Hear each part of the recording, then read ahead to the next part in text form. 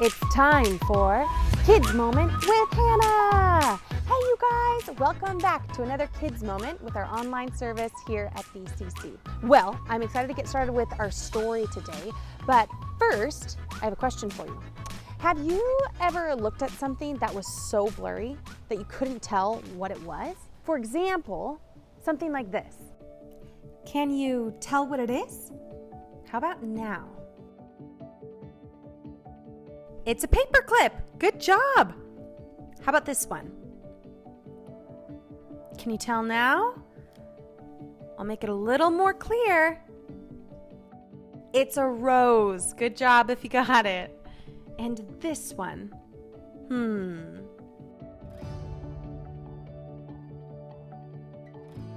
That's right. It's a slinky. Good job. You see, we've really had to focus on those images in order to see them.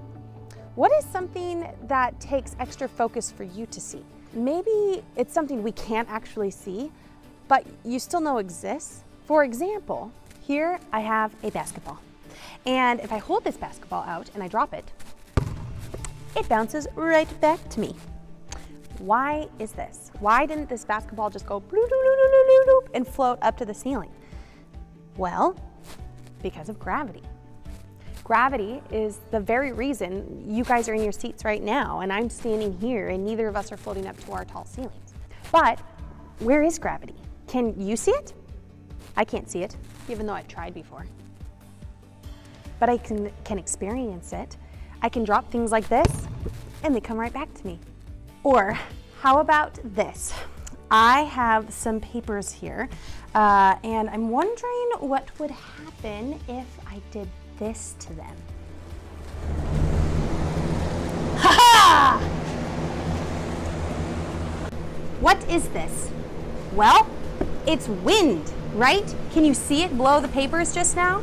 Do you see it actually push them away? That's what's so amazing about wind.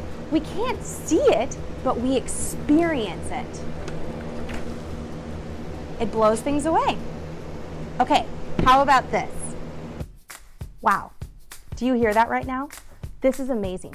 This speaker is creating sound waves that are coming out of it and going into my ears and into yours. But can you see them? I can't. Maybe you're having better luck. That's what's so amazing about sound. Even if we can't see it, we experience it. Just like gravity and wind, sound is another one of those things that we can't see, yet we know it exists. Why? Because we see the effect of it. We see the effect of gravity when objects fall. We see the effect of wind when papers fly around. We experience the effect of sound when we hear music in our ears. So this is the same thing that happens with faith in Jesus. We can't always see it exactly, but we experience it through those around us and in ourselves. Today, we are picking up God's big story, looking at a man who experienced faith. His name is Saul. Saul also went by the name Paul because his family was Jewish, but he was also born a Roman citizen. Saul was like a lot of the religious leaders of that time who did not like Jesus. Jesus was changing the way everyone thought about God, which was not okay with those religious leaders. Saul made it his mission to stop the Jesus followers. Saul was traveling to a city called Damascus. He got permission from the high priest to arrest anyone in Damascus who followed Jesus.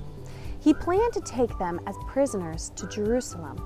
But on the way, suddenly, Jesus himself appeared to Saul in a flash of light. The light was so bright that it blinded Saul. Saul fell to the ground. He heard a voice saying, "Saul, Saul, why are you opposing me?"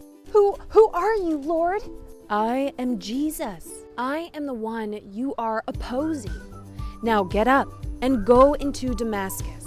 There you will be told what you must do." Whoa, Can you even imagine what that must have been like for Saul? Whew. He had been traveling to Damascus for one reason, to arrest the Jesus followers. Now, Jesus himself spoke to Saul right there on the road in front of everybody. There was a follower of Jesus in Damascus named Ananias. God called out to Ananias in a vision.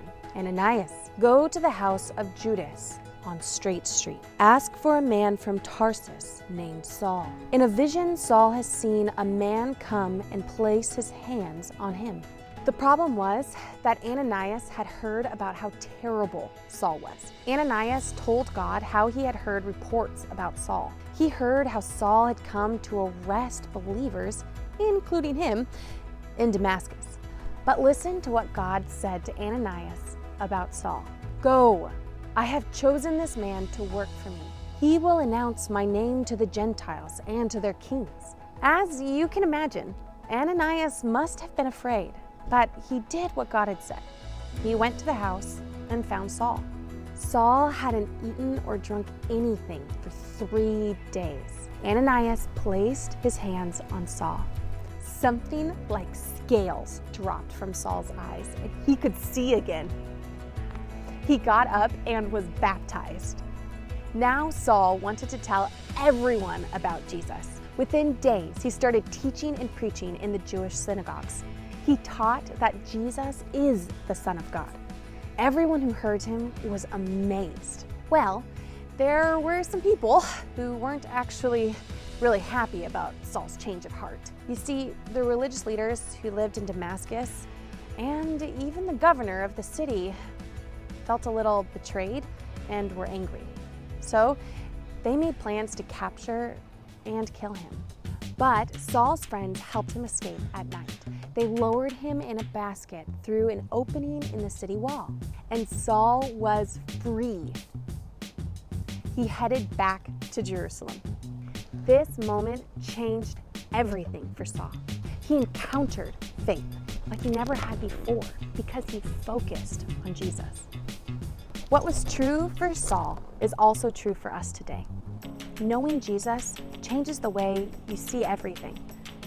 It all starts with us taking time to focus on Jesus. When we focus, we encounter faith like Saul did. Well, that's all I have for you today. As always, I miss you guys, I love you guys, and I cannot wait to see you next. Bye!